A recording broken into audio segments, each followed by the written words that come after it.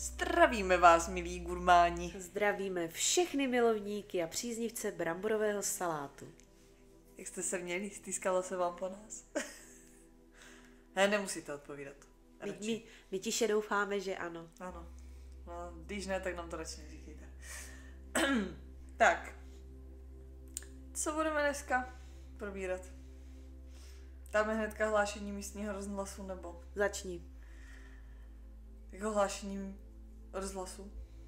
Tak dobře. Máme pro vás takovou, já nevím, jestli důležitou, nebo jestli je to taková zpráva, že by to někoho mohlo zajímat, ale každopádně, jak jsme avizovali na Instagramu, tady připomenu, když duše vaří, tak vlastně jsme byli minulý týden odpočívat.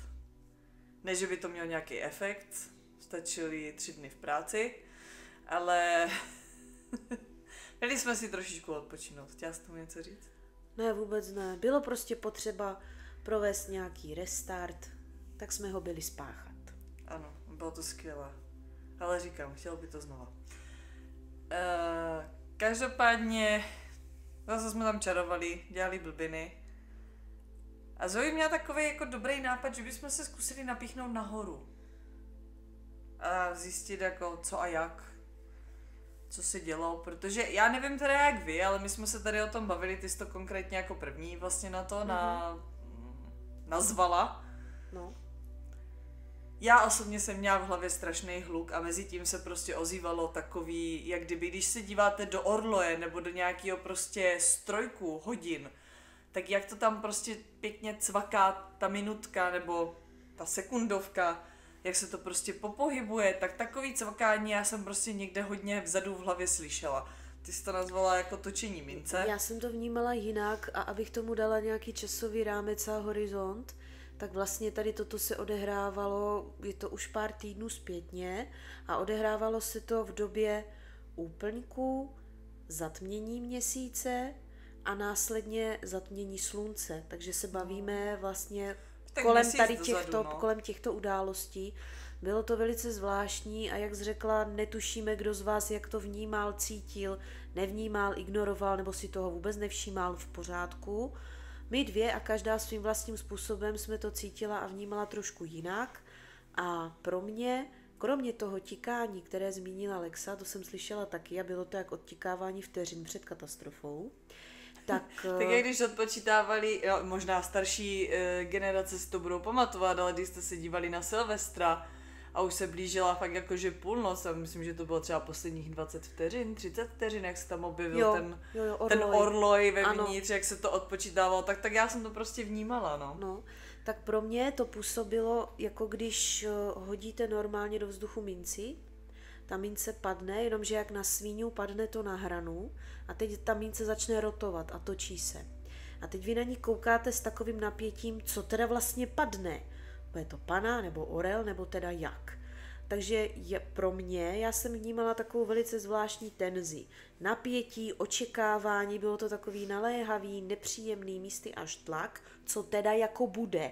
Rotovala mince a do toho v pozadí tikaly ty hodiny, no bylo to super. No ty hodiny přestaly tikat na ten úplněk, který byl zároveň spojený vlastně se zatměním měsíce, to bylo taky takový prostě jako zvláštní. A pro mě mince padla na stranu ve chvíli právě zatmění slunce. Prostě padla mince. Mně bylo jasné, že se někde rozhodlo, proto ta mince, že prostě mělo padnout nějaké rozhodnutí někde vysoko nad námi a i když to působí, že se nás to týkalo, netýkalo, že to bylo o nás, bez nás dobře, ale že to bude pro nejvyšší dobro nás všech. To, co se nevědělo a co dlouho nebylo pro mě k vidění, bylo, jaké to bude mít důsledky. To, že jakékoliv rozhodnutí má nějaký důsledek. Jo? Dejme tomu, pokud by rozhodnutí byla akce, tak pak můžete očekávat reakci. A já nevěděla, co teda jako. Dobře, mince padla, OK. A teď jako co bude? Každému podle zásluh. No, to jsme se dozvěděli, že v podstatě takhle nějak to opravdu Ono, bude. v podstatě, když si to tak přeberete, a už jsem viděla na to spoustu videí, jak jakože dělají třeba slečny na TikToku takový nějaký jako videa, jakože rok 2024 je vlastně ve výsledku 8 a 8 znamená karmu a letošek bude můj a bla bla bla. Spousta lidí nechápe, co to karma vlastně jakoby je, jak se karma jakoby oplácí a co karma vůbec znamená, takže je to takový vtipný, když potom sledujete to video, taky já v roce 2024 a holka tam dává ubrečený videa, jako jo, takže tomu jsem se docela smála, ale ano, asi to s tím bude mít nějakou prostě souvislost, tam asi vás nebudeme úplně zatěžovat tím, jaký ohňostroj se teďka momentálně děje prostě na nebi, jo, jakože Merkur v mikrovlnce zrovna dneska je sobota 24. a zrovna dneska probíhá konjunkce Saturnu s Jupiterem. To jsme si zase vybrali dobrý den na natáčení. Jako my si vždycky umíme vybrat.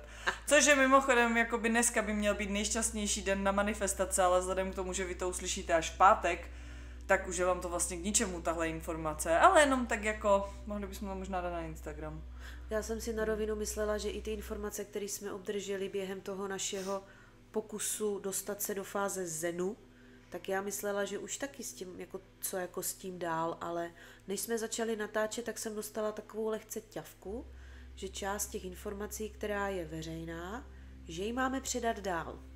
Že vám to máme říct. A teď se zase dostáváme k tomu, proč mluvíme o tom, co se dělo ohledně zatmění, plus ještě do toho nějaké další konjunkce, které byly a tak dále, co se všechno odehrávalo opravdu ve vesmíru.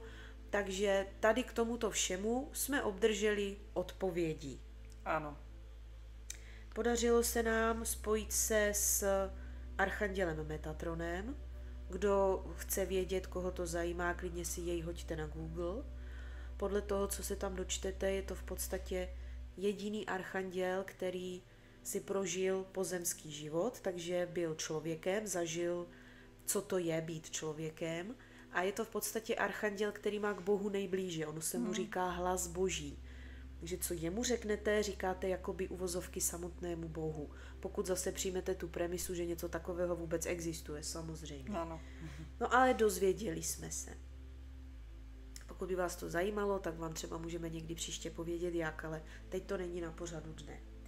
Ale dozvěděli jsme se, jestli všecko to, co vnímáme, jestli jsme to vnímali správně, jestli se nám to třeba jenom nezdá a jestli se to netýká třeba jenom nás.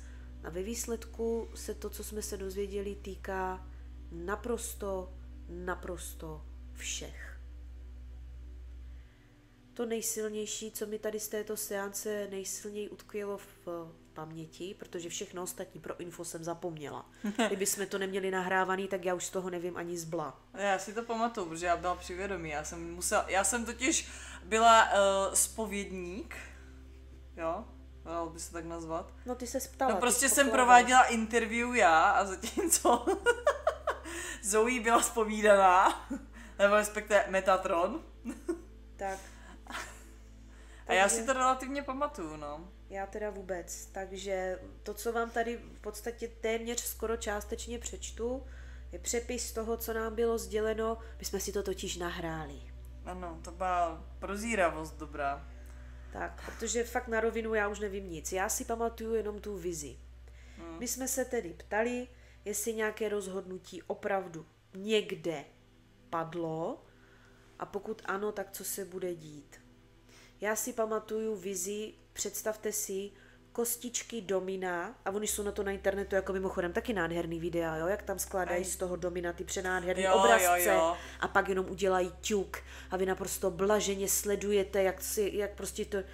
Takovou práci to dalo to naskládat a pak to někdo jedním zvrnknutím zničí. Ano, a vy blaženě pozorujete ty obrazce, jak se to tam všecko vytváří, jak to padá, teď se objevují různé barvy, no prostě nádhera, abych na to taky vydržela koukat.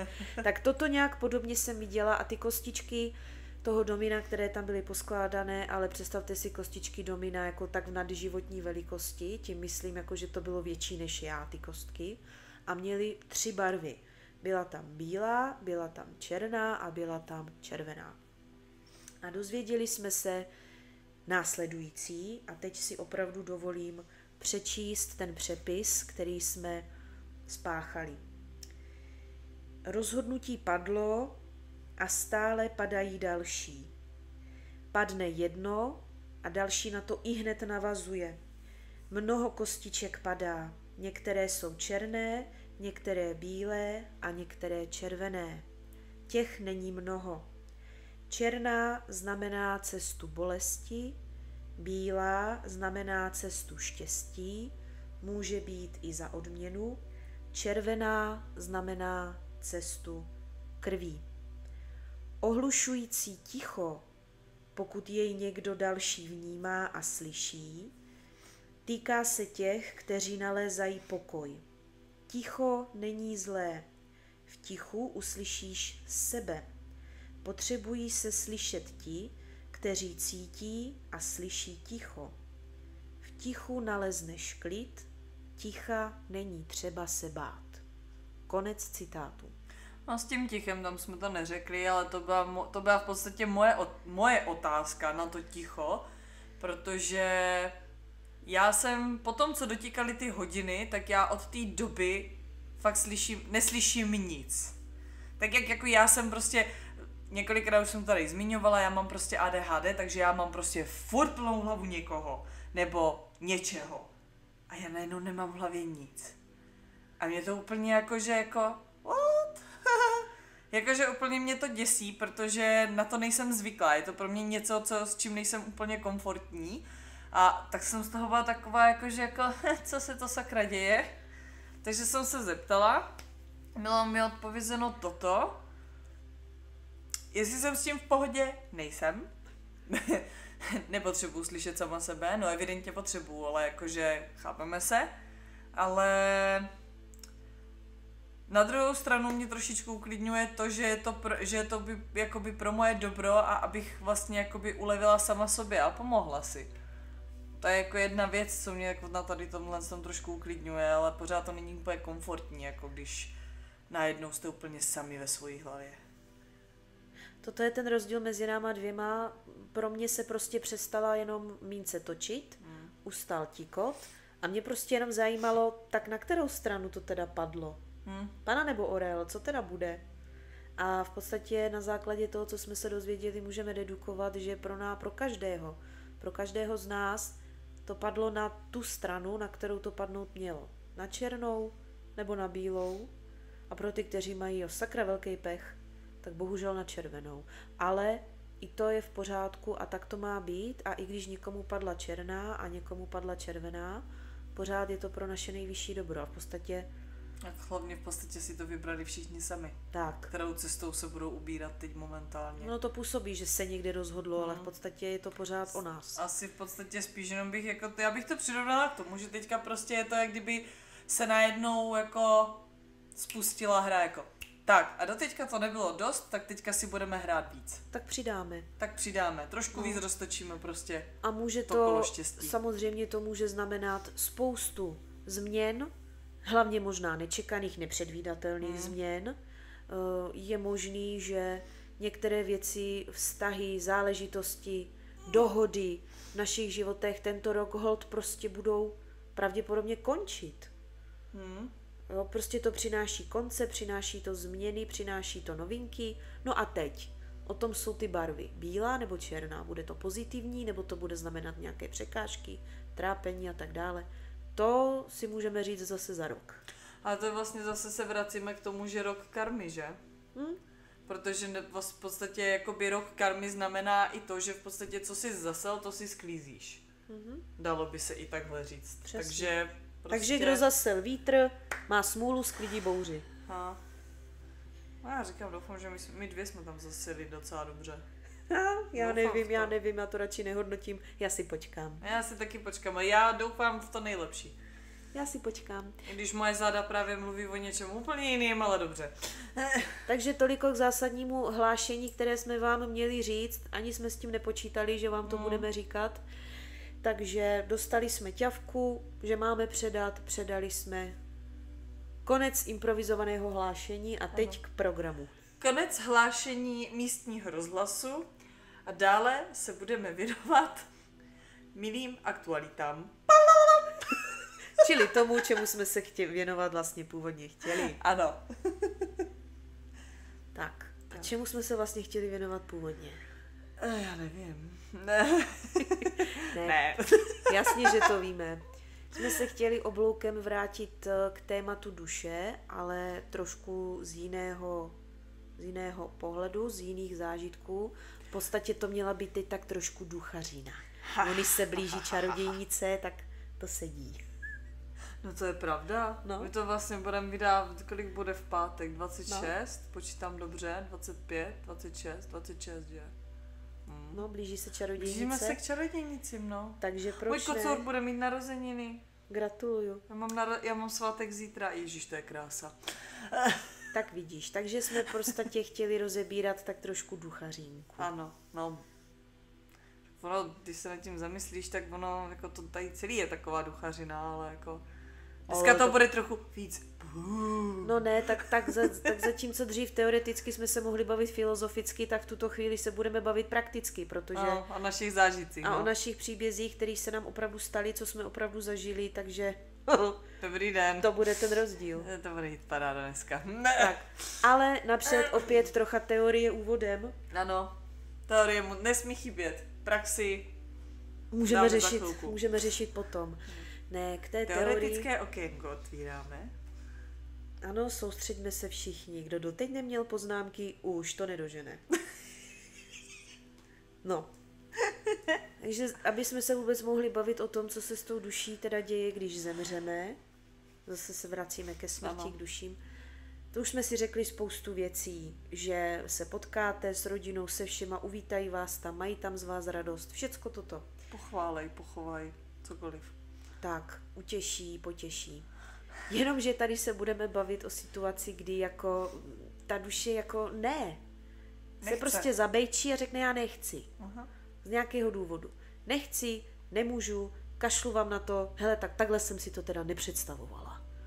Jo, tohle všechno prostě se může stát, protože znovu to připomenu, když v hodině smrti měníte svoji fyzickou existenci na tu duševní. Prostě zhodíme toho avatara, vylezeme z něho. Ze skupenství pevného se změníme v podstatě uvozovky na páru.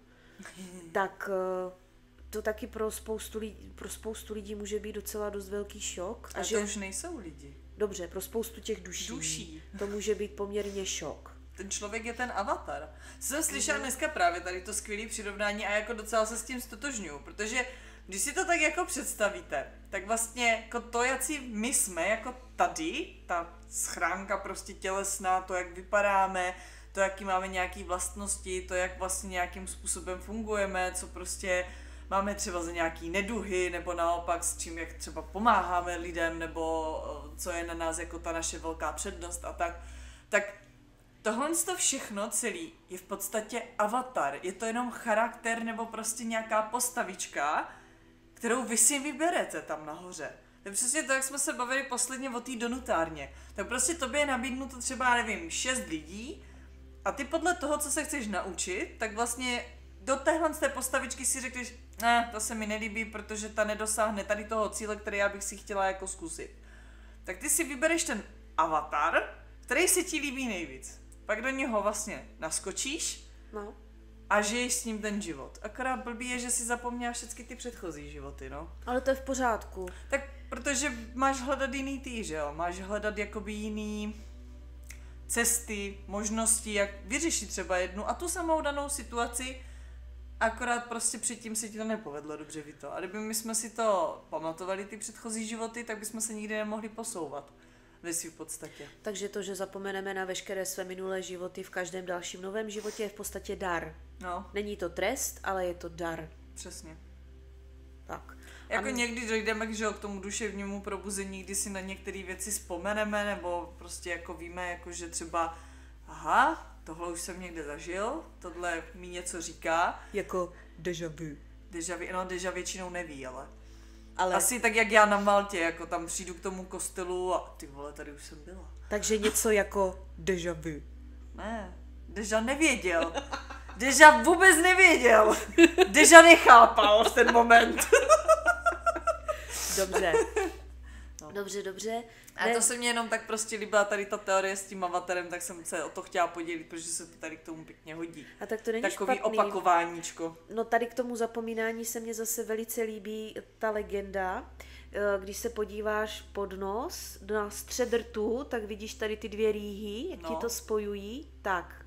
A vlastně mezi těma rýhama je mezerka, takové to je tak pěkně vystouplé, že tady ta oblast. Tak legenda praví, že než se vlastně ta dušička narodí, to miminko, tak přijde anděl, takhle ti přiloží na rty prstík, jakože aby všecko zapomněl.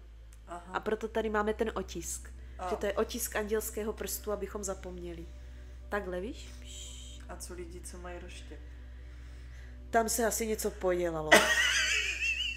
Zafra, ty máš dotazy na mě. Já jsem jako to dítě na základní škole, taky mě vždycky na všecko napadne hnedka nějaká blbost. Jaj. No, v každém případě, když se vrátíme k tomu narození, k té smrti a k té duši, tak rekapitulace, smrt se v podstatě narodí a už nás, ne, že se narodí s námi, ona nás zná od momentu narození, provází nás, až když nás tedy vytáhne z toho našeho fyzického těla. V podstatě ve vteřině, když se narodíte, už máte kompletně zakomponovanou informaci, kdy a jak zemřete. Máme to v genech, máme to v naprosto každé buňce, z nás to vyzařuje, všichni se rodíme a už máme datum expirace. Já už jsem po expiraci. Já jsem takovej ten jogurt hodně hluboko zapomenutý v ledničce, který už co chvilka odejde sám do toho koše. Baví mě, jaké máš o sobě smýšlení. Seš fakt na dobré cestě. Tak, takže to tady rozbijím dneska, promiň. Takže v podstatě známe jen bod A, že se narodíš, a bod B, že umřeš. Ano. Ale všecko to, co je mezi tím, už je plán. Už je to v podstatě náš problém. Ten plán z nás vyzařuje ve chvíli, kdy plán dojde svého naplnění, kdy ho prostě splníme, hotovo, odcházíme. Je povolán anděl přeměny, smrt, říkejme tomu, jak chceme, prostě nás z toho těla vytáhne ven. A ještě je od něj hezké, že dřív, než se to začne dít, tak o sobě začne dávat vědět. Jsou to různé sny, vize, různá znamení smrti a tak dále. Vždycky má někdo takový tušení. Ty brďo, já ti mám divný pocit, že nastupuju do toho letadla a ono jo. Takže i toto... Že nastupuju do toho... Hele, chceme letět na dovolenou, kámo. Tak ty tam chceš žít pěšky, nebo co? To už abychom vyrazili. No právě. Ne, takže já se jenom snažím říct, že smrt o sobě vždycky dává nějakým způsobem vědět a záleží, v jaké je kdo kondici, jak kdo je citlivý, není citlivý, vnímavý, není vnímavý, prostě ji vždycky nějak zaregistruje. U těch, kteří bývají v nemocnici, leží na posteli, tak to v podstatě může vypadat tak, že najednou začnou ukazovat do rohu, začnou tam mluvit k někomu, kdo tam vlastně vůbec není, nebo mluví na rodinné příslušníky, kteří už jsou třeba ve skutečnosti dávno mrtví. Jo, i toto všecko jsou známky toho, že už ten smrt není zas tak daleko, už ten konec není někde na třetí křižovatce, ale už je třeba za dveřma. Nebo že přímo v místnosti. Takže tak. A vy ještě furt odoláváte. No jo, ale ten point hlavně je ten, my se narodíme s datem expirace, to je v pořádku, ale říkám to znovu, všechno, co se stane mezi bodem A a mezi bodem B, je plán. A teď může se stát, že se plán urychlí. Že se plán, ano, urychlí, že se vám podaří splnit to, co jste si přece vzali, protože to je všechno, já si vezmu přece vzetí, že tady dokážu. Pokud to splníš třeba dřív, hele, ty se narodíš s tím, že máš 80 let na to, abys tady splnila tohle všechno. Tak to tady být nechci. A tak to je tvůj boj. Ale znovu máš datum expirace. Jasný, no. Máš datum expirace a teď jako ty to splníš dřív. Takže třeba místo v 80 umřeš třeba v 77, protože prostě hotovo, protože do toho hrnce už se toho víc nevejde. Už nemůžeš dál dolívat, protože život je naplněný, skončili jsme, hotovo. Proč nás se nenechá aspoň třeba pak 2 roky jako nic nedělat? No to je výjimka, že se může plán urychlit a stejně tak se může, ale to jsou výjimečné případy, že se může prodloužit o rok, o 2. To tak jde. Pokud tady prostě pořád ještě máš co na práci, dokud tady pořád máš co dělat a není naplněno, tak dobře, rok, 2. Ale víc ne. Ale dřív nebo později prostě stejně přijde a už tu smrt neukecáš. Ji už pak nebudou zajímat výmluvy a já chci ještě a ještě jsem nebyl v Disneylandu a ještě jsem nevylezl na Matterhorn a ještě si chci oholit hlavu. Jo, to, ne. Už vidíme v 80 lezu na Matterhorn, ty vole. Nepodceňuj se. No dobře.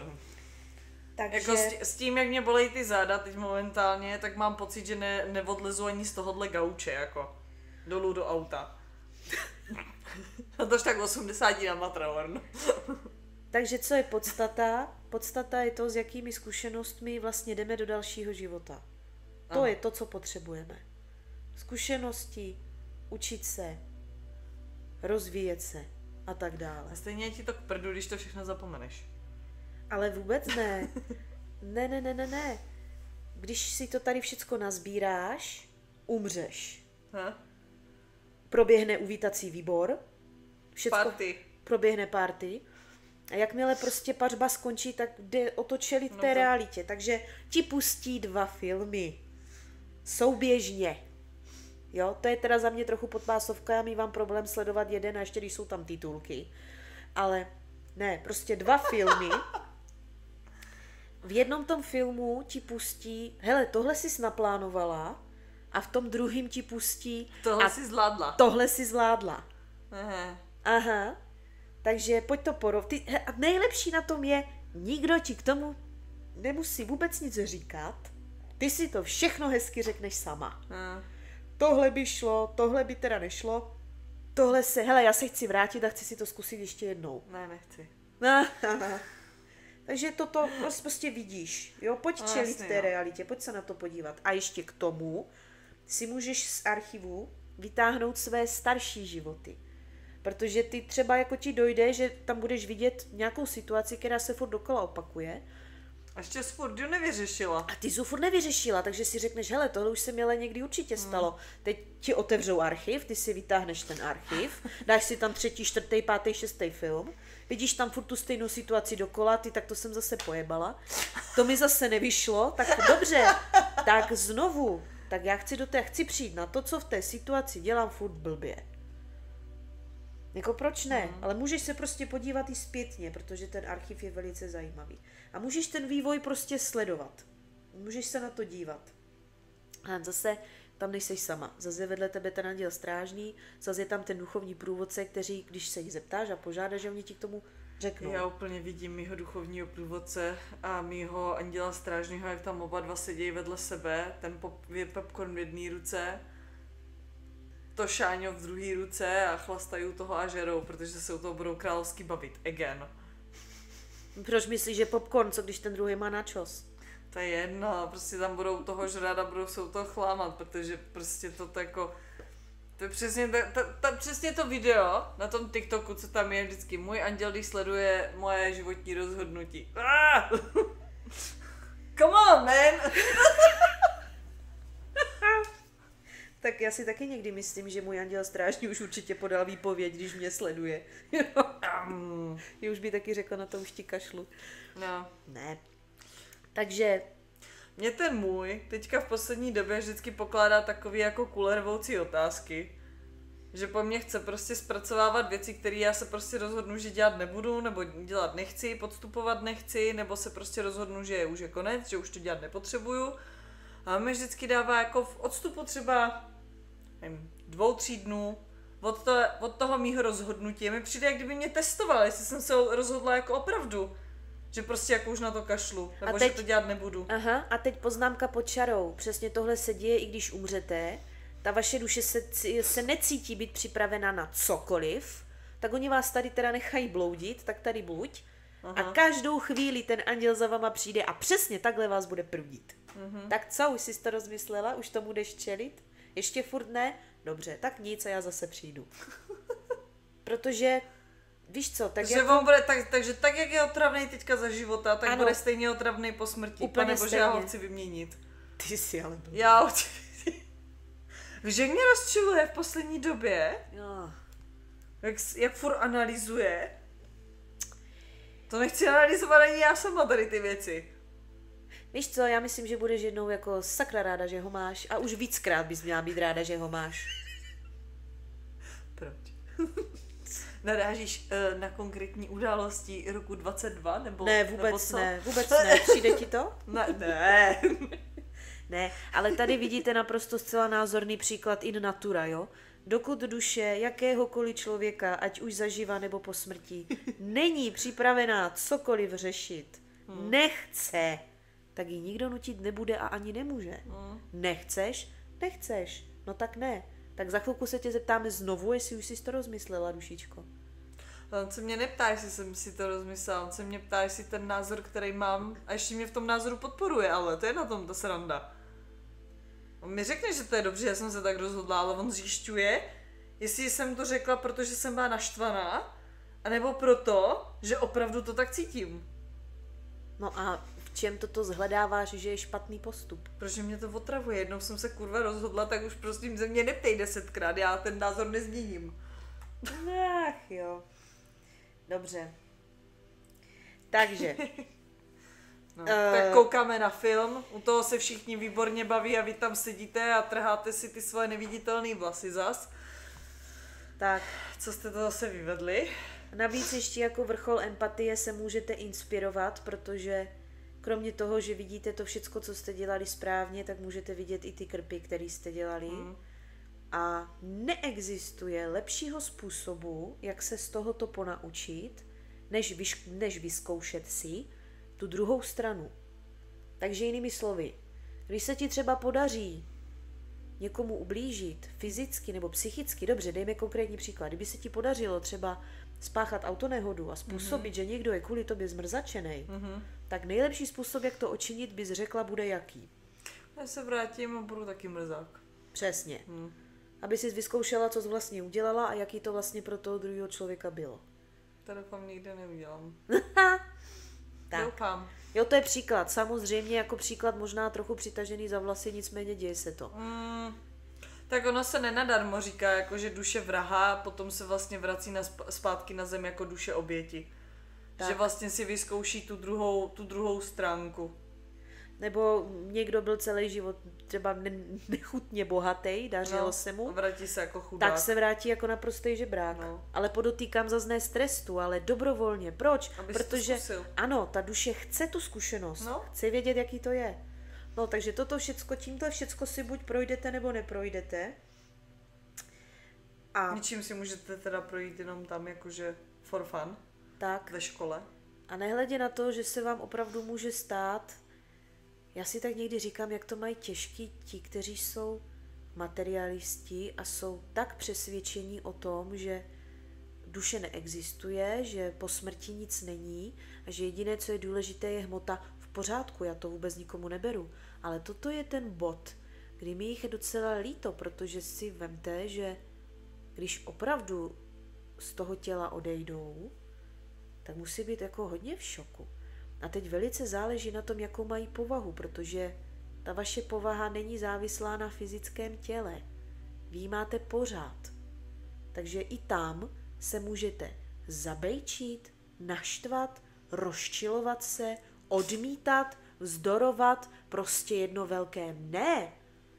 Vy jste se zbláznili, jak je možný, že tohle funguje, jak je možný, že tohle existuje, prostě v žádném případě. Nás učili toto, mě tvrdili toto, já jsem věřila tomuto a teď jako co teď? A najednou je zlé.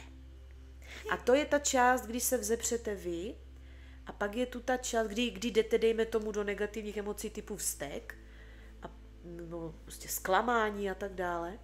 Ale úplně stejně působí, když vás tady drží něco jako, nazvěme to černé svědomí. Že umřete s tím, jako ano, někomu jsem ublížila, někomu jsem něco provedla, nesmířila jsem se s tím, neodpustila jsem to sobě, nepožádala jsem toho druhého člověka o odpuštění a co teď s tím jako mám dělat? Já si přece nezasloužím tadyhle žádnou všeobjímající lásku, žádné světlo. Já vlastně potřebuju a chci trpět, protože si nezasloužím nic jiného. To je další věc. No, další věci jsou takový ty náhlý úmrtí, kdy ta duše úplně nepřijme to, že je mrtvá. Taky. Že už nemá toho avatara svýho. Prostě to je tak rychlý, že bezva, co teď? To jsem měla tam od souseda. A vnučku doma. A právě... Chodila si hrát s kočkama. No. A právě tady od tohoto se potom v podstatě odvíjí ty příběhy, které vám můžeme povyprávět, které se týkají duchů, jako duší. Pořád se bavíme o duších, ale už jsou to duchové, můžeme jim takhle klidně říkat, aby jsme to odlišili, i když je to synonymum. Ježíš, neříkej tomu strašidla, prosím tě. To je pravda. To ne, to bychom byli strašidla úplně všichni. Já jsou třeba po ránu. Ty jenom Nevím, po ránu? Ne. Se mi to dneska nepovedlo, no, ježiš. Takže to jsou spíš tady toto naše osobní příběhy, které jsme zažili, prožili, u kterých jsme byli, o kterých vám můžeme vyprávět. Klidně začni. No tak já můžu začít, že jo, protože na rozdíl od tebe já jsem se nebála tmy. No, já jo. A ty jsi ten dar dostala ex post. Ano. Někdy v 25 nebo v kolika, no prostě pozdě. Zatímco já jsem ho v sobě ušlapala. Vidět ty lidi. Já je mám jenom v hlavě, že jo. Já si zase někdy říkám, proč jsem se jako prcek tak šíleně do krve bála tmy. Já si někdy říkám, co jsem v té tmě viděla, že jsem to taky možná v sobě ušlapala. Možná jsi to viděla právě s tou, jakou sebe ušlapala, ale jakoby, já jsem to neudělala asi úplně vědomně, jako mě to spíš k tomu donutilo to, že jsem potřebovala se začít soustředit na jiné věci ze školou, protože dokud jsem byla ve školce, tak já jsem prostě vnímala úplně všechno. Duchy, nebo viděla jsem je, jako s dědou jsem si povídala pravidelně, děda uspával. Oka, tak povídej, jak se pro tebe zjevovali, jak jsi je viděla, v jaké podobě, v jaké formě, jak to probíhá? Já jsem je viděla většinou prostě jenom stíny. Jakože neviděla jsem, tak jak třeba ty vidíš, jako dokážeš vidět obličej, jak se prostě to, já viděla prostě jenom jakoby takovou auru, jestli se to dá říct, prostě takovej obláček, já nevím, jak to prostě nazvat, byl to prostě stín, který se vznášel třeba uprostřed místnosti. Nikde nic kolem toho nebylo, stín žádnej to nevrhalo, jenom to bylo prostě uprostřed místnosti. A já akorát dokázala určit, jestli se toho bojím nebo nebojím. A vím, že jsem na to byla zvyklá, tak prostě já jsem to dokázala jenom pojmenovat podle toho pocitu, že jsem věděla, toto je děda, toto je soused, který zemřel prostě pod náma na infarkt, jo. Tohle je nějaká paní, tu neznám, ale je milá ke mně. Já jsem to prostě určovala takhle, jakoby já jsem je neviděla, ale já jsem vnímala, že tam prostě něco je. Ale to nebyly jakoby, tak jak jsem ti říkala, že když jsem usínala s tou migrénou, jak jsem se snažila to, tak právě ty jsi říkala, že tě to znepokojuje, ty temný stíny, které se mi míhaly před těma očima. Mně se tam nelíbilo to slovo temné stíny, víš? No, ale já to tak prostě jakoby nazvu, protože já to nevidím barevně. Ale prostě jenom najednou, tak jak když máš prostě zavřený oči, svítí ti do těch očí třeba slunko a někdo by kolem tebe prošel. Tak jak když to, tak nějak to prostě vypadá. Prostě stín. Takový stín jenom, no. Tak, no a tím, že jakoby já jsem měla za těma očima jak kdyby šedý pozadí, jsem jak kdyby viděla a ty tam prostě procházely ty černé postavy, tak já jsem to viděla jako temný stíny, ale nebála jsem se toho, neměla jsem z toho nějaký špatný pocit. Když už jsem měla špatný pocit, tak to poznala i mama, protože já jsem nechtěla spát. Já jsem nechtěla v tom pokoji být. Mm-hmm. To potom museli přijít tata nebo mama, museli mě uspávat jako písničkama. Mm. No, ale jinak jako... Takže jinými slovy nikdy nepodceňujte, co říkají malé děti. No to teda. To bylo kdysi řečený v jedné, omlouvám se, zase jsme u filmů, v jedné krásné filmové pohádce, myslím, že se to jmenovalo Cyprián a bezhlavý prapradědeček, tak nějak. A to byla pohádka a v té pohádce padne věta: malé děti duchy vidí, jsou jen napůl v světě lidí. Mm-hmm. Tak to je pravda. A tak to, jak jsme měli u toho, jak jsme měli u té smrti, jak ty jsi říká, že vlastně babička nemohla se dostat do toho hřbitova. Jo, a pak vlastně, když jsem to hledala, tak tam bylo to s těma miminkama, že vlastně ty miminka jsou jako náchylný, že oni vlastně, ta duše tam není ještě ukotvená. Ta duše může kdykoliv odejít z toho těla. Prostě si řekne, I'm done, čau. No. A nebo si prostě, jo. A ty děti vlastně tak nějak si říká, že myslím do 7 let mají hodně otevřený vlastně to třetí oko. Proto ty děti opravdu tady tohle jakoby vnímají. A já tomu věřím, protože mně to zůstalo už opravdu jenom v tom, že já ty lidi kolem sebe cítím, já už to nevidím. Dokážu se s nima bavit, dokážu prostě řešit s něma, ale to nejsou jako, že bych prostě mluvila jako nahlas, jo, ale prostě v hlavě dokážu s nima prostě víc dlouhosáhlý konverzace, ptát se jich na nějaký věci, když mi chcou odpovědět, tak mi odpoví, jo, nebo se mnou probírají i moje trápeníčka někdy, snaží se mi dát rady, hlavně mama, nebo ta za mnou chodí ve snech, někdy, no, ale prostě jakože vždycky, to je přesně to, já jsem vždycky v té hlavě měla strašně moc lidí a teď tam prostě nikdo není. Teď tam jsem úplně sama a zvykám si na to. No. Ale není to o tom, že bych ty lidi jakoby, že bych to nedokázala pustit k sobě znova, ale je to jak když to nazýváme, že jsme offline. Jo. Tak já mám pocit, že mám teď tu hlavu offline a můžu se jenom jako připojit online, když zrovna chci. No a dávají ti o sobě nějak jinak vědět? Zažila jsi to, že bys ti prostě dávali, aby si jich všimla? Jo. Alias teďka šantovka. No, jenom to řekni. Jsme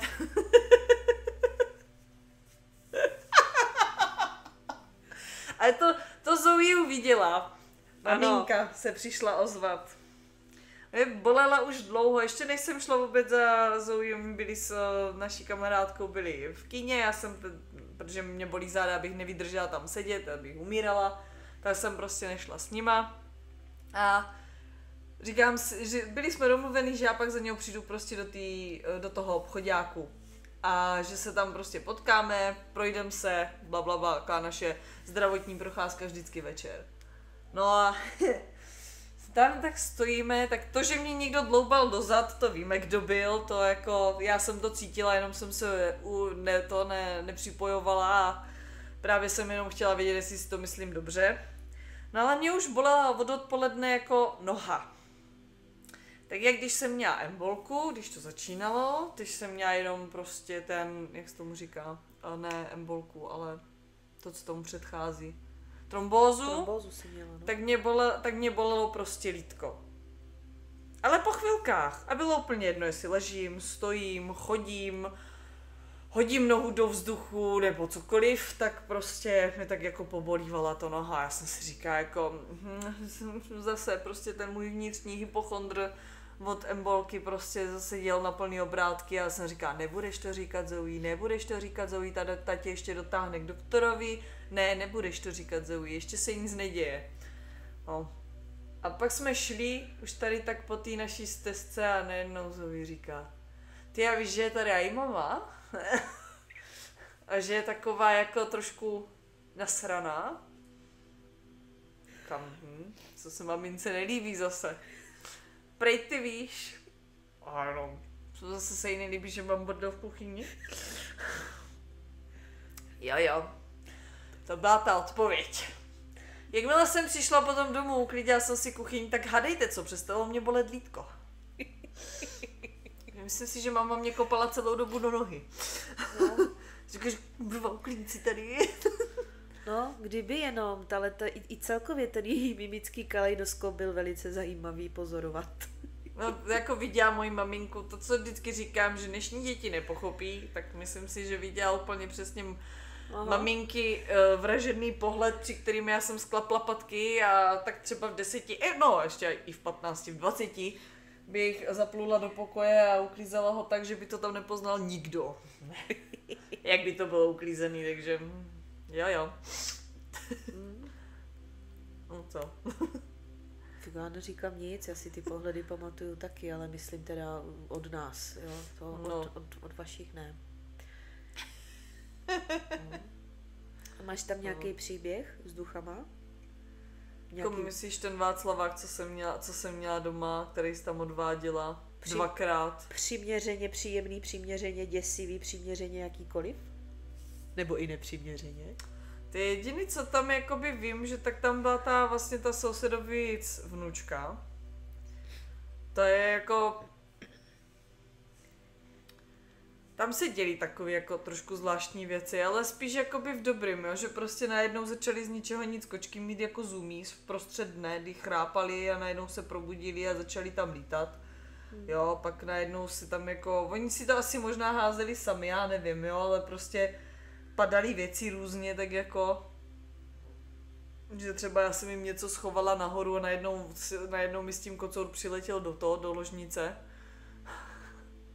Když to bylo schovaný. Já vždycky nevím, jak se k tomu kurva dostal. No, ale tu malou jsem tam jako vidívala, no. Ta se mě ukazovala. Jak já to nevidím, nebo tak, jakože ne to, tak tam jsem tam vídala prostě tu postavičku, no. To byla, ale tak to ty víš, že to byla právě jeden z těch případů, kdy ten dotyčný, nebo ta dotyčná duše si prostě nechtěla připustit, že je mrtvá. Ona to nedokázala pochopit. Zoe se jí to snažila párkrát jakoby vysvětlit, ale to prostě nešlo, ona to nechápala. Pak jsme ho vlastně odvedli až na té konstelaci. Společně se sousedem, no. Tím mě taky budili v den konstelace. Já natočnej budík, všecko naplánovaný, tím mě začali budit už o 4:30. No, spěchali už, no. Ale stejně jsme tam měli být až 8. A oni mě tam šikanovali od 4:30. Ti dva. Ale Václavax tam měla pěknej, to je pravda. No, tak tam byl průchodák. Tam byl dobrý průchodák, ani jsem ani vlastně půlku nevěděla, jak jsem si to tam, no tak já jsem si tam otevřela ten portál tou samotou. Nebo samotou, respektive tím osaměním ve vztahu. No. Jo, na tohle jste jako pozor asi, no. Když si přejete, nebo takhle. Pak se naučte asi být sami se sebou, sami svoje nejlepší jakoby společnost, protože pak se můžou stávat takové věci, jako třeba co mně se tam povedlo, že jsem si otevřela jak kdyby celou zeď a to bylo podle toho, jak to Zoe popisala, to bylo jak šoupací dveře, které se samovolně otvíraly a to, hele, ale teď mě tak došla jedna věc, od té doby, co ty jsi to vlastně zavřela, tak kocouři na tom škrabadle pořádně nespí. Oni přijdou, oni si to oškrábou, jako prostě to jako jo, to škrábadlo používají tak jak to, ale už na něm nespí. Takže nemají potřebu tam nic hlídat. Oni tam vždycky chrápali. Sem tam Manny si ještě vyleze jako nahoru, že si to tam jako že lehne a spí, ale ten většinou si lehne na tu policu, co tam je, protože potřebuje sledovat, aby pak mohl šikanovat ty dva, když vlezou na škrabadlo. Ale jinak jako už tam nespí. A to vím, že jako Jackin, tak ten byl schopný tam chrápat celou noc kolikrát. Ale to hlavní bylo, že ty jsi to tam otevřela, protože jsi právě nechtěla být sama. No. A tady ta tvoje potřeba způsobila to, že jsi tam v podstatě pak tahala všechny. Proto jich tam bylo tolik a proto se tam dělo to, co se tam dělo. No tam to bylo jako... Takže ano, buďte na toto opatrní. Buďte na to opatrní, no, protože to byly jako, to už jako ke konci, než se to tam šlo čistit, tak jako já jsem zažívala takový, neměla jsem nikdy spánkovou paralýzu předtím a pak jsem pochopila, co to je spánková paralýza, jako. Moment, kdy máte pocit, že na vás prostě leží tíha světa, to se nedá ani říct jinak, vy se nemůžete nadechnout, vy nemůžete otevřít, nebo vlastně takhle, máte otevřené oči, dejme tomu, vy vnímáte, co se děje kolem vás, ale cítíte, že vám prostě někdo sedí na zádech nebo na hrudí, nebo prostě já většinou spím jako tak na Supermana tomu říkáme, takže mě někdo prostě fakt seděl na zádech a ještě mě u toho škrtil. Já nemohla vydat ani hlásku, ani se nadechnout, ani zakřičet, prostě nic. A teď jenom čekáte, až to přestane. A to už byla taková zoufalá doba, kdy to trvalo asi týden, než ty jsi přišla. Než jsme se domluvili konečně, pořádně, než byl čas. A to trvalo asi týden a to jsem za ten týden toho teda jako fakt moc nenaspala, no. To už jsem vlastně měla ty solný krystaly kolem dveří a řekla jsem a dost, kurva. Zůstaňte venku, tady mi nikdo lítat nebude do ložnice. No, to byl aspoň trošku klid, no, ale i tak jako, když se zbudíte uprostřed noci, jako vidíte, že tam na vás někdo čumí, jako, no taky nic moc. Škvírou ve dveřích. No. No, hlavně nic z toho, co tady budeme říkat a říkáme, nikdy nezkoušejte doma. No, ne. Ne, to snažte se to jako vyčistit si. No tady nepomohla, ale ani ta šalvy, víš co to? No. To jsi musela fakt pozavírat všecko, ty. Protože já to tam vykuřovala, to nepomáhalo, že? To tam dělalo furt paseku. No. A teď. Co mám z těch všech příběhů říct já? Vyber. No tak já bych začala holkou na benzínce. Tou křižovatkou? Já. Dobře. Protože ta se dotkla i mě. Dobře. To jednoho krásného dne za mnou přišel taťka. Vrátil se respektive z práce a vykládal nám, že se mu v autě rozsvítily všechny kontrolky, auto se zastavilo a nějakou chvíli odmítalo jet dál. Aha. Dobře, tak až auto zase se uráčilo rozjet, tak jel do nejbližšího servisu. Auto projeli, zjistili, že autu nic není. Tohle se několikrát opakovalo, několikrát po sobě. Vtip je v tom, že se to stalo pokaždé na stejném místě. Pokaždé stejné místo. Tak to teda s tím přišel za mnou a za ségrou. Co s tím? Co se tam děje? No a mě napadlo, kam dobře, tak mi to místo namaluj. A taťka namaloval vlastně křižovatku, kudy se jezdilo k nám do dědiny mimochodem a součástí té křižovatky je benzínka na tom jednom rohu. Taťka to nakreslil, já jsem čapla do ruky pastelky, no, říká se tomu automatická kresba, pokud to chcete pojmenovat. A zeptala jsem se, co se tam děje. No, teďka mi nakreslil jenom tu křižovatku z vrchu. Jasný, no. Neřekl mi vůbec, na kterým tom rameni se to dělo. Prostě mi nakreslil to místo. Dobře, tak já jsem teda podle jeho slov přesně kde, přesně to místo, přesně v té části, tak jsme to namalovali a už jen v procesu toho malování se u nás v obýváku zjevila duše mladé slečny.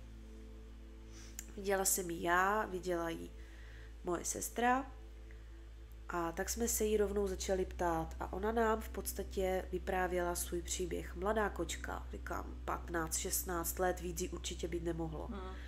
Mládě. No a tady tahle dušička nám vlastně vyprávěla, že tam čeká, až ji někdo odveze domů. Až někdo pojede domů a že tam prostě čeká. A nám bylo jasný, bo pochopili jsme z toho, jak mluvila, že ona vůbec taky nepřijala, že už je po smrti. Tak jsme se jí to nějak snažili, tak bylo to v obýváku na konferenčním stolku, byly prostě skleničky s pitím, říkám, dívej, tak v pohodě, tak se třeba napí. Prostě jsem chtěla, aby měla ten pocit, že jí ta ruka projede tou sklínkou a že tu sklínku nechytne. Ne, já se nenapiju, já nemám žízeň. A tak když jsi naposledy jedla. No, když ses naposled najedla, já už ani nevím. No tak jsme se jí hlavně zeptali, proč, jako, co dělala tátovi s tím autem. A ona nám vysvětlila, že no ono to auto svítilo. Potom poznámka pod čarou vlastně tím, jak jsem já začínala pracovat v této oblasti, v těchto sférách a se ségrou jsme takhle spolupracovali, no tak prostě jsme se nějak jako rozsvítili nebo nevím a ono se to šířilo postupně na celý dům, včetně auta. Takže proto prostě pak to auto zářilo a prostě pro ní, ona ho viděla, že to auto svítí, že září, že to auto, tak si myslela, že to je to auto, který ji odveze domů. A teď si vem, že mně se tady tohle stalo, protože já vím, kde se tohle stalo a nebylo to třeba v době, kdybych jela za Zoe nebo tak k ním domů, ale jednou to bylo, když jsme jeli ze Slovenska s taťkou, po druhý se mi to stalo, když jsem jela, myslím, z nějakého pohovoru nebo možná z práce, když jsem jezdila do Napajedel, to teďka nevím, ale vím, že 2x nebo 3x možná dokonce si mě děvčica stopla taky. To prostě ten pocit, kdy jedete, máte jakože auto po nějakým servisu, kdyby mělo být auto naprosto v pořádku a najednou se vám opravdu, mně se teda nerozsvítily kontrolky, mě to auto zdechlo. Nešlo stoupnout na brzdu, ale to jako když se ti to stane v rychlosti, to jako není prdel, víš, že tam je 70. Já vím, táta byl taky vyděšený z toho. No. Takže jako mně se to stalo 3x, 2x nebo 3x. No. A přesně na tom místě, jak ty říkáš prostě, jo. Kousek pár metrů prostě, no prostě proto říkám holka z benzínky. A protože já tehdy úplně nevěděla ani ségra, nebo co s tím, tak jsme se slečnou dohodli, že zhruba za týden pojedeme za jedním naším známým uvozovky čarodějem a ten, že bude vědět a že za ním pojede s náma a že on jí ukáže cestu domů. Tak holka souhlasila, ale hlavně jsme jí poprosili, aby už do žádných aut nenaskakovala, že jak pojedeme okolo, že ji vyzvedneme. Dobře. Takže celý ten týden bylo tátovo auto v naprostém pořádku, už se opravdu nic nestalo. A až jsme těmi místy jeli, tak jak jsme slíbili, tak stačilo jenom vyslat myšlenku, hele, jedeme, pojď, nasedni. Najednou Mžík seděla s náma v autě, tak jsme dojeli, no a teď jsme rozbalili celý ten její příběh, protože to je vždycky to důležité, přijít na to, co teda vlastně se stalo, proč ta dušička zareagovala zhruba tak, jak zareagovala. No a zjistili jsme, že tady téhleté kočce, když byla ještě mladší, tak se jí rodiče zabili v autě, autonehoda, oba dva rodiče mrtví a ona zůstala u babičky s dědou, nějaké dědině, ti ju vychovávali, starali se o ní. No a ona prostě byla zamilovaná, randila v té době s borcem, vyrazili někam spolu na diskotéku, borec řídil, co čert nechtěl, tak se taky stala nehoda, bohužel. A ona, protože to bylo tak rychlý, tak náhlý, ta dušička vylítla z toho těla, zůstala tam.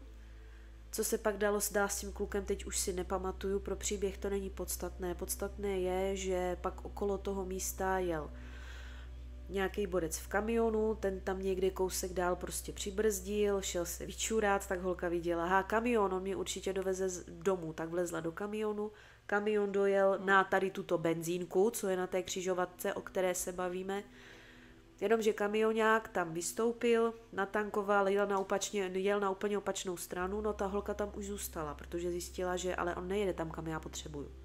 A od té doby na té křižovatce tam prostě bloudila a čekala na auto, které ji odveze domů. Takhle tam celou dobu byla. A protože čas je opravdu relativní a my ho vnímáme jinak, než jinak ho vnímají ty duše, tak si pojďme říct, kolik jako takových desítek let tam takhle mohla čekat. No. Pro ní to byla chvilka, ale pro nás to mohly být roky, kdy ona tam takhle byla. Takže jsme ten příběh vlastně, ona nám ho povyprávěla, my jsme se zeptali, všechny údaje jsme si, jako blbý je to, ale prostě jsme si je ověřili, jestli to tak opravdu je. A podařilo se nám vlastně zavolat její rodiče, její maminku, ta její duše pro ní přišla, vzala ji za ruku a odešli spolu. Takže tímto příběh takhle byl pro nás ukončený, nám se všem ulevilo a od té doby se už nic takového nestalo a autíčko od té doby v pořádku. No. Tehdy už bylo protažený 3 servisama, nikde žádný problém nenašli, no bodeď. To prostě není úplně problém, který by se technicky primárně týkal toho auta. Tady byl problém někde úplně jinde. No. Ale to právě jako, že mě to dělala bublina, že prostě. A to si nemyslím, že já jsem v té době svítila. No i když asi jsem svítila, že? No, I když prostě jsem to nerozvíjela, tak taky jsem podle mě musela svítit. Prostě kočka potřebovala někoho, kdo ji vezme domů. No. Tak jsme ji prostě vzali domů. No. Dobrý skutek. Dejme tomu. No. Dejme tomu dobrý skutek. Co mám povyprávět dál? Se líbila ještě ta tvoje první noční, hele. Moje první noční v práci? To jako... Dobrý den. To řeknu asi takhle. Mít nebo umět, nebo to, že mi je dovoleno, to, co mi je dovoleno vidět, cítit a vnímat a přitom dělat ve zdravotnictví, to jde někdy trochu proti sobě. Takže tam jsem se taky musela v začátcích učit, jak jako respektujte prosím můj osobní prostor, nebudu vás všechny řešit. To je můj taneční prostor. Ano, to je váš taneční prostor, nechte mě. Ano, jedna z mých úplně prvních nočních vypadala tak, že, já nevím, bylo kolem 1 hodiny ráno, měli jsme všechnu práci hotovou, nikdo po nás nic nechtěl, tak aspoň, že na hodinku, na 2 zavřeme oči. No, tak dobře, tak to bylo tehdy, že jsem teda zkusila na chvilku zavřít oči a teď ten pocit, že se na vás někdo dívá. Ale to není jenom jeden pár očí, jich bylo víc. No a mě to nedalo, tak já jsem se tak podívala, co se děje.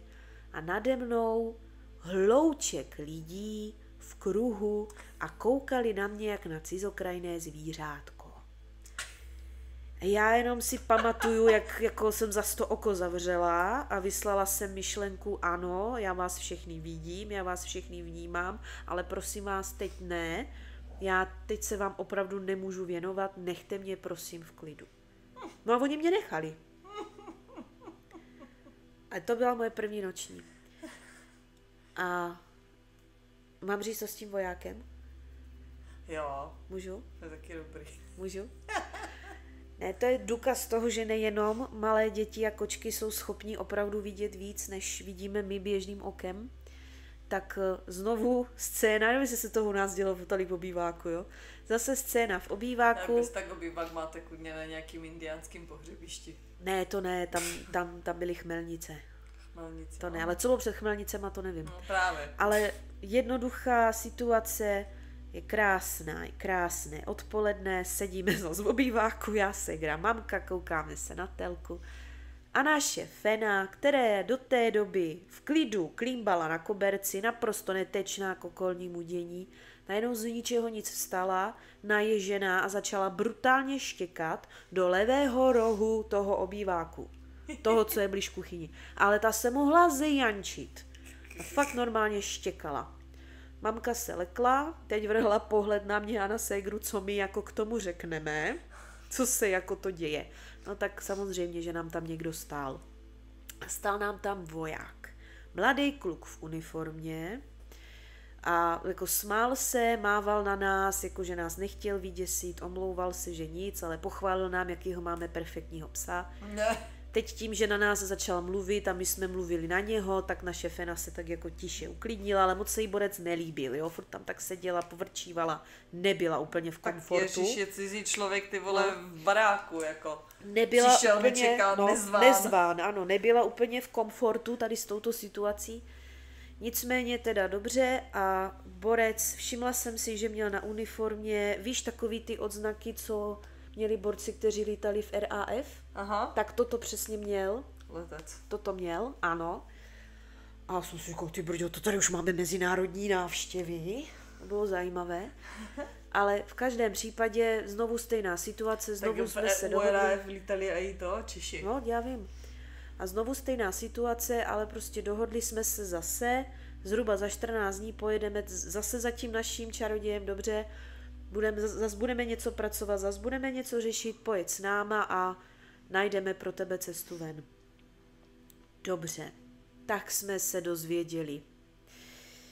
Tentokrát to bylo tak, že vlastně příběh toho kluka se mě odehrával přímo před očima. Já jsem se stala v uvozovkách součástí toho příběhu a vlastně všechno, co se tam odehrávalo, jsem velice hluboce a niterně cítila a prožívala, jako kdybych tam opravdu byla. To byl velmi silný příběh a v podstatě on to začal tak jako vzletně s tou svou uniformou, že jo, letec, RAF, těžkej frajer. No a právě ten náš kolega tehdy, ten čaroděj, se ho tak jako, se tak jako doptával a poptával se ho a tak do něho trošku rýpal. A zjistili jsme, že ten odznak RAF vůbec nebyl jeho, ale že ho vyhrál v kartách. On byl letec, ale nebyl u RAF. On ze sebe dělal jenom frajera. Jo. A postupně jsme Potřeboval vlastně... na to balit kočky. On ale opravdu jako lítal. On opravdu byl u vojáků, to byla pravda.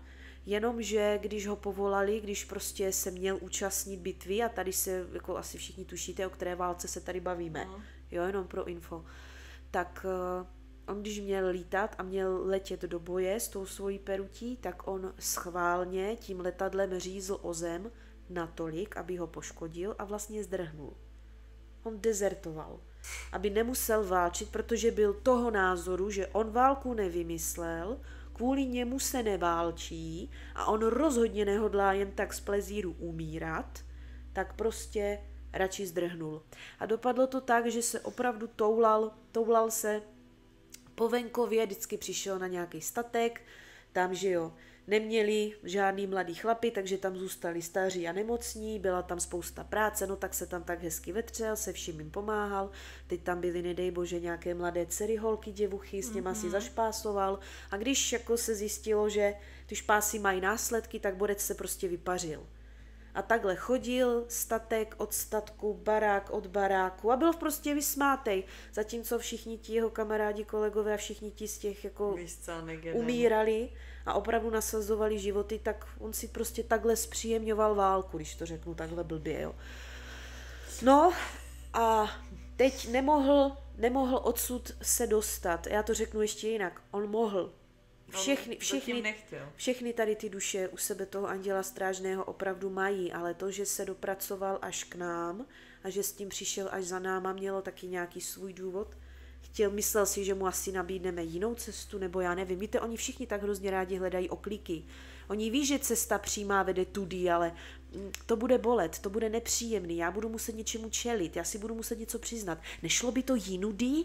No tak bohužel na téhle oklice narazil zrovna na nás, že jo. Takže, teda dobře, tak co teď? A tady ten kolega, ten čaroděj mu odpověděl, že cesta ven vede jedině tím, že prostě bylo potřeba, aby získal zpátky svoji čest. A na to byl jenom jeden jediný způsob. On si musel stoupnout proti duším všech těch svých padlých kamarádů ve zbraní a musel jim salutovat. A musel jim salutovat tak dlouho, dokud mu všichni ten pozdrav neodpoví a nezasalutují mu zpátky. A jenom pro to info... může salutovat ještě dodnes. Jenom pro info. Já se teď nechci rouhat, ale mě mrzí, že nejsem autista, že jsem to nemohla namalovat, protože já jsem tam stála spolu s ním. Já jsem to opravdu velice hluboce prožívala s ním tady tu situaci. Doteď to se mnou mává. Fakt si představte, že jsme se objevili na té louce, v té vizi jsem viděla opravdu to místo, kde on křísl tím letadlem, ve kterým lítal. Musel se napřed omluvit tomu letadlu, že ho rozflákal. Dobře, to by nějak ještě prošlo. Teď obrovská pláň, ale obrovská, a na té pláni se postupně začali objevovat naprosto všichni mrtví vojáci, kteří v té válce padli. Postupně. K němu nejblíž byli ti, kteří byli ve stejné jako on, no. A postupně za nima všichni ti ostatní. Já jsem viděla tisíce a tisíce vojáků, kteří se tam začali prostě přicházet, kteří se tam začali scházet, všech možných hodností. Já viděla tolik uniform, kolik ještě v životě ne. A on tam musel stát a všem jim salutovat. A já si pamatuju, že tam na nás já jsem salutovala spolu s ním, já tam byla celou dobu s ním. A teď na nás pršelo, teď foukal vítr, teď na nás sněžilo, padaly kroupy, byla zima, mrzlo, padal sníh, pak nám zase bylo vedro. On se nesměl ani hnout. On celou dobu stál a salutoval. Tak když si vezmeš, kolik jako padlo mrtvých vojáků to během bylo první nebo druhé světové, tak jako to ti říkám, že byste tam mohli stát ještě do dneška. Pro mě se čas úplně ztratil, pro mě se čas rozmazal. Já jsem jenom vnímala tu obrovskou tíhu té situace a všeho toho, co je potřeba, aby se stalo. Potom konečně, když tam teda takhle všichni přišli, tak začalo to u těch jeho kamarádů, kteří stáli k němu nejblíž, tak ti teda první ty ruky začali zvedat a začali mu salutovat jako první. Postupně to bylo jak vlna. Velmi pomalá a plíživá vlna. Postupně mu začali zvedat ruky i ti ostatní, začali salutovat ostatní. Neuvěřitelně se to táhlo a když už jsem cítila, že už zvedl ruku i ten poslední, který tam přišel, tak mu pak bylo řečeno, dobře, a teď se otoč. On se otočil a přišli za ním všechny ty holky, který opustil. Se všema těma dětma, který splodil v náručí. Všechny. A teď po něm začali házet brambory, mrkve, kusy hlíny, křičeli na něho, ječeli na něho, dobře mu dávali čočku. Dobře mu tak. I tady všem těm musel omluvit a i těm musel salutovat a i těm se musel omlouvat za to, co jim udělal. Naštěstí děvčata nebyla tak brutální, jako celá ta brutální obrovská armáda, která byla za ním. Jo? Děvčata se víceméně vyvsteklila a až se vyvsteklila, tak mu v podstatě poděkovala za všechny ty krásné děti, které díky němu měli. Za to, že jim tam pomohl, že přišel, že ve chvíli, kdy ho potřebovali, tak to nějak, že tam byl, takže to si s ním víceméně vyříkali, to bylo dobrý, ale on se pak otočil zpátky na tu armádu. Najednou, až do té chvíle ta armáda byla jakoby až nějakých 10 metrů před ním a najednou stáli přímo, jako když to řeknu jako já, ten voják, najednou stáli přímo u mě. Ti kamarádi z té jeho jednotky. Já jsem viděla ty obličeje, jak jsem mohla číst psí známky, já jsem viděla všechno. A až oni za ním přišli, až oni ho začali plácat po rameni a všecko, teprve tehdy ten příběh mohl skončit. Teprve tehdy. No, to takový trochu logický, že jo? Bylo.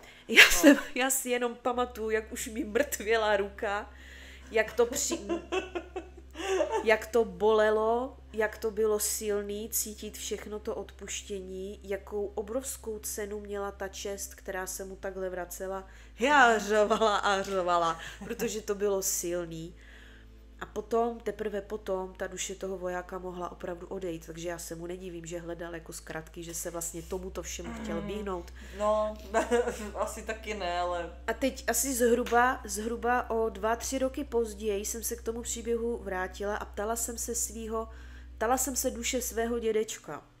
Tak jsem tak čukla, ani nevím, co mě to napadlo, říkám, ty dědo, tady ten čas běží jinak, tam taky běží jinak, nemůžeš mi jenom tak ze zajímavosti v přepočtu na naše říct, jak dlouho jsem tam tehdy s tím vojákem vlastně stála, jak dlouho jsme tam takhle salutovali, protože v převodu na naše to byla 3/4 hodina. Aha.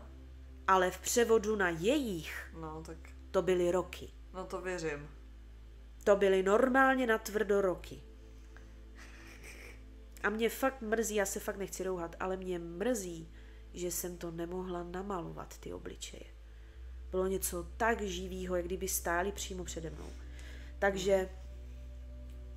No, tak ty máš trochu jiný ty zkušenosti tady s těma věcmi. No. Trošku. Mám, no. A mně stačí ty moje, jako buďme rádisti. Ale jsou to všecko neuvěřitelné příběhy a v každém z nich je vždycky pro tebe něco. Žádný z těch příběhů, těch duší a duchů, se kterými jsem se potkala, žádný nebyl jen tak. No tak jasně, má ti to něco, dejme tomu, tak, asi dát. Je to i pro mě. Tě to ponaučit, nebo... Kus z toho je i pro mě, kus ze mě vždycky byl v tom příběhu, takže vždycky jsem za každý takový příběh byla vděčná, i když ty začátky někdy bývaly buď dramatický, jako s tím autem, anebo úsměvný, jako s tím, že se nám mohla zjančit fena v obýváku. Ne.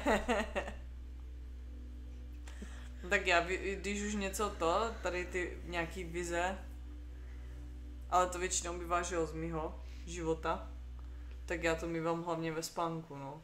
Alias kostel na Maltě. Tak na každýho to může mluvit trochu jinak. No, takže tak. Myslím, že takových nějakých duchařských asi budeme mít víc, ale myslím, že asi pro teď stačilo. Asi myslím, že jsme, no ne, že začali z ostra, ale třeba si to můžeme nechat na Halloween, nějaký ty horší příběhy. Myslíš, že mám ještě v zásobě nějaký horší? No, nevím. Abych tam jako měla, ale to jsou jako věci, které jsem docela taky snažila se vytěsnit, pak mě to docela traumatizovalo. No, ale mě by hlavně nenapadlo, koho všechno by tady toto mohlo zajímat, kdo by se o toto mohlo všechno zajímat. Já mám ještě ve zrychleném gardu dám storku k dobru, že teď zrovna nedávno, to je velmi, velmi čerstvý zážitek, takový šokézní. Já nevím pořád, co tě na tom šokuje. No prostě jako. šokovalo mě to, Já nečekala jsem to. Nechápu, že jako tě to šokuje, protože prostě je jasný, že ty děcka jsou přirozeně zvídaví a to jako kolikrát, jaký dostaneš otázky od dětí, to by tě jako, to víc než jako, že se tě ptají na smrt, tak to jako mě by teda mě jako kolikrát jako přijde jiný otázky víc šokující od těch děcek. Jsi mi to pěkně vyspoilerovala teda. Pardon, ale jako i tak jako si nemyslím úplně, že tohle je šokézní jako...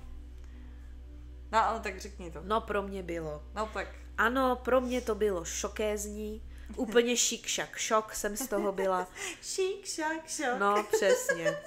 Protože jsem byla pozvaná na základní školu, na 2. stupeň, abych tam reprezentovala svoji profesi a abych prostě čelila dotazům na svoji profesi. Taková tiché mé přání bylo jako třeba někoho budu motivovat.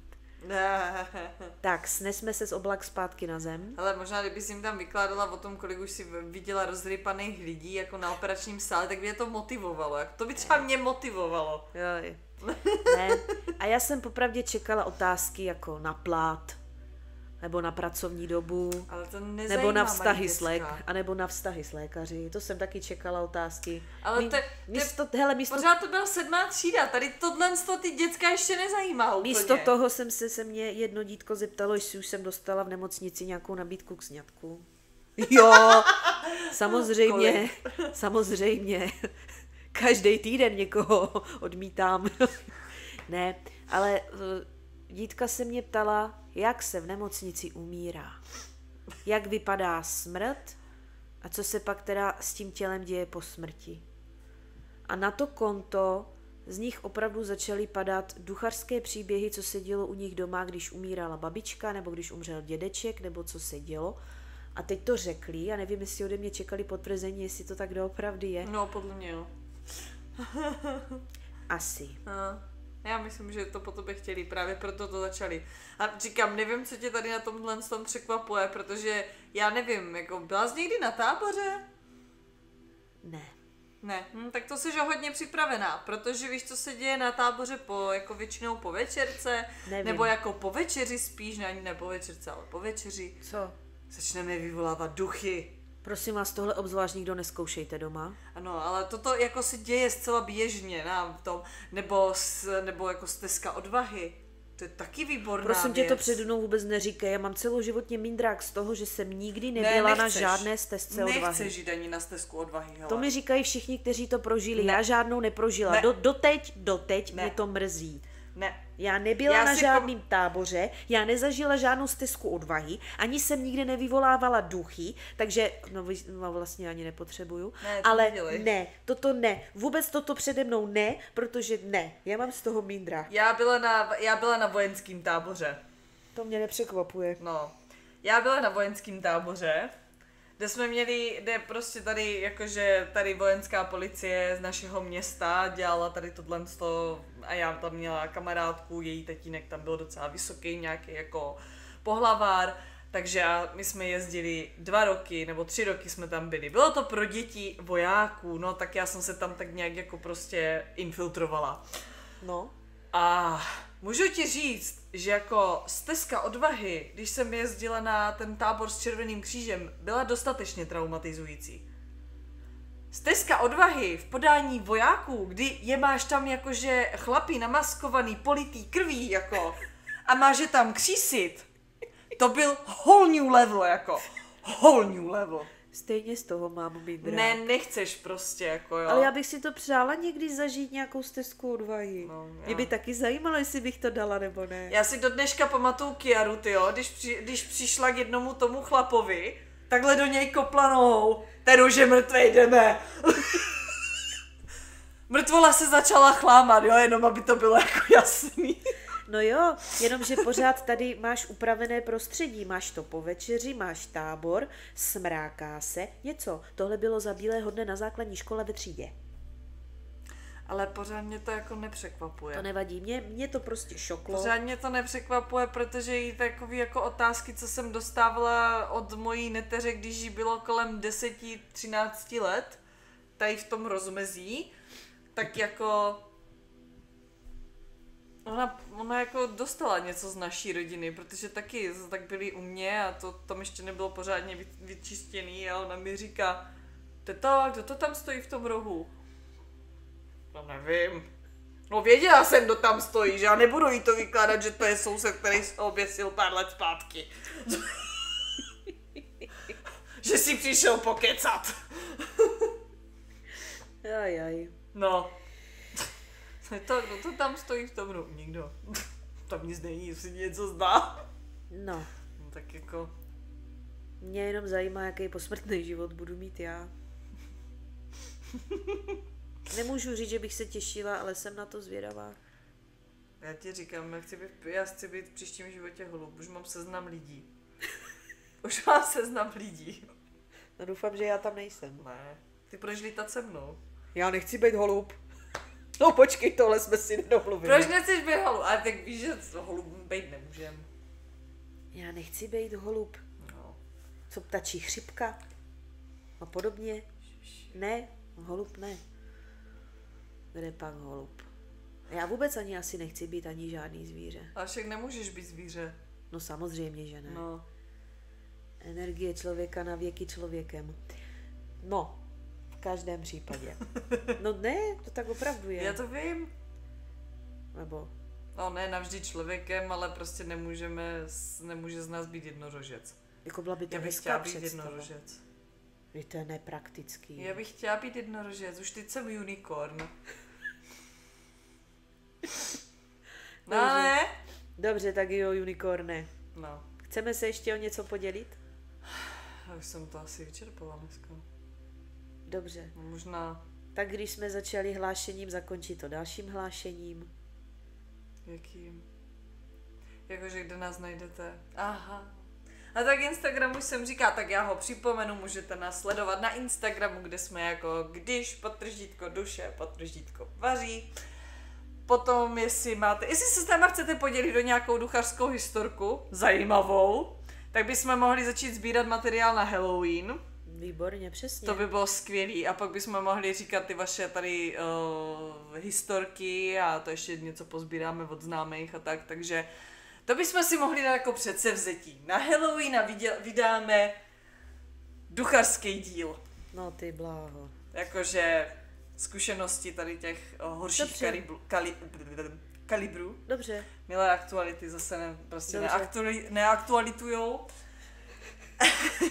Takže když se s námi budete chtít podělit o nějaký ten váš zážiteček, tak e-mail máme kuchařkaproduše@gmail.com a můžete nás poslouchat jak na Spotify, kde jsme Když duše vaří, nebo na YouTube, kde jsme taky jako Když duše vaří a asi se teda budeme těšit zase na další díl s váma. Hlavně jsme rádi, že s námi trávíte čas. Ano.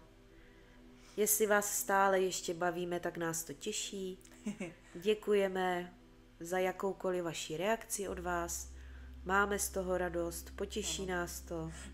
Mně teďka se hrozně líbila ta reakce, kterou jsem dostala jako a kdy bude další díl? Teďka v sobotu budeme natáčet. Ježiš, já už se těším. Takže To bylo milé. moc jsme za to rádi, opravdu máme z toho radost, Jo. potěší nás to a doufáme, že vás nesklameme, že vás budeme bavit i nadále. Nadále, ano. Co si teďka teda řešíme každá dost svýho, ale budeme se snažit zase v nějaké rozumné době, nejpozději za měsíc. To si řešíme všichni, ale pořád No. to berme tak, že život je hra a nikdo z toho nevyváznem živý, takže Ano. proč si s tím dělat nějaké těžkosti? Asi tak. Nějak bylo, nějak bude. Takže mějte se, smějte se a příště zas. Ano. Děkujeme za pozornost. Čau!